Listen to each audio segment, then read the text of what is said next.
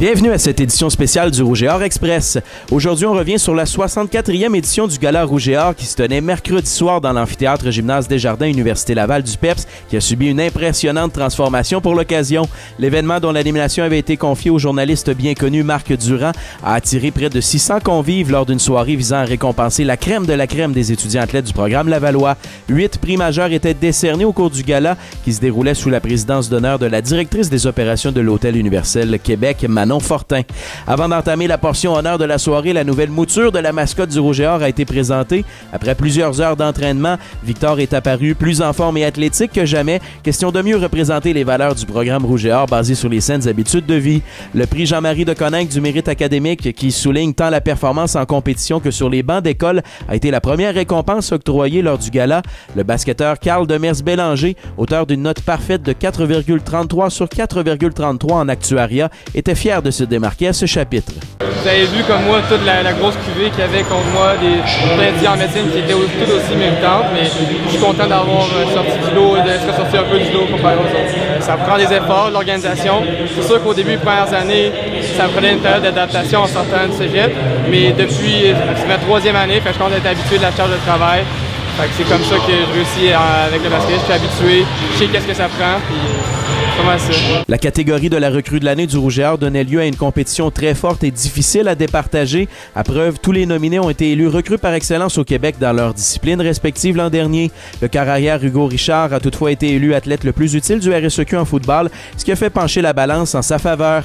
Richard a tout de même tenu à saluer la prestation des autres nominés de cette catégorie. Je pense à Angélie Beaulieu, la joueuse de badminton, il y a une super saison aussi, une très bonne athlète. Et c'était tout le monde qui aurait pu gagner le prix. Ils ont tous été recrues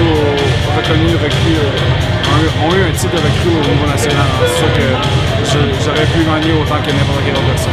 Le nom d'Hugo Richard a été prononcé à nouveau plus tard dans la soirée, lui qui a également reçu le titre d'étudiant athlète par excellence en sport collectif masculin.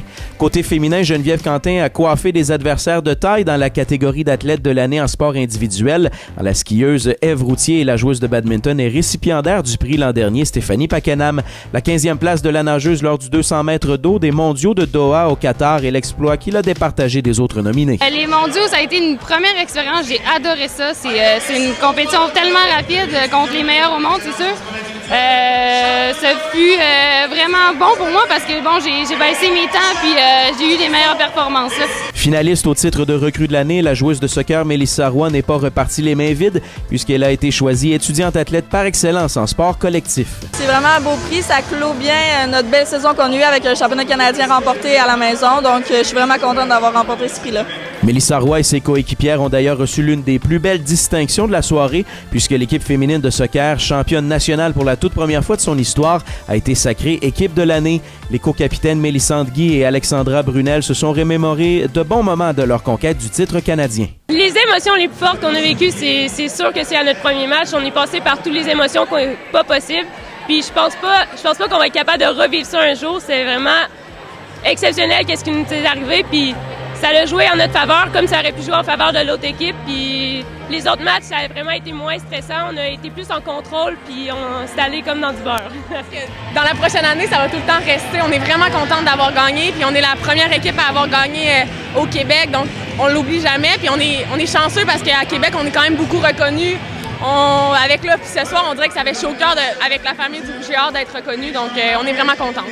Tout juste avant d'octroyer le prix le plus prestigieux de la soirée, un hommage bien senti a été décerné aux entraîneurs du Rouge et Or qui ont quitté le programme cette année, soit François Bourque en ski alpin, Bill McNeil en rugby et bien sûr Linda Marquis en basketball féminin, elle qui tire sa révérence après 30 ans à la barre de l'équipe. Puis la soirée a pris fin avec le choix de l'athlète de l'année du Rouge et Or, dont les finalistes étaient les 4 vainqueurs des catégories principales. Je suis vraiment fière au nom de l'Hôtel Universel de vous présenter l'athlète de l'année, Charles Philibert Thibouteau. Déjà victorieux du titre d'étudiant athlète par excellence en sport individuel une 4e fois de suite pour ses performances éclatantes en cross-country et athlétisme, Charles Philibert Thibouteau a été couronné athlète par excellence 2014-2015 du Rouge et Or pour la 2e année consécutive, du jamais vu dans l'histoire du programme Lavallois. C'est vraiment excitant. Ça couronne parfaitement mon parcours universitaire dans le Rouge et Or. 5 ans qui sont, à mes yeux, vont être inoubliables. 5 années qui sont riches en expérience, en succès, en défaites aussi, mais surtout en succès, en persévérance. Puis je pense qu'on ne pourrait pas mieux terminer ce parcours-là. Philibert Thibouteau reçoit donc la plus grande accolade au terme de sa carrière universitaire.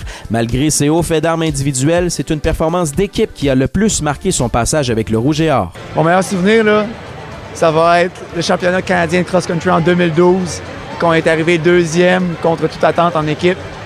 J'ai pas eu une bonne performance cette journée-là. Je voulais faire un top 5, j'étais arrivé 14e.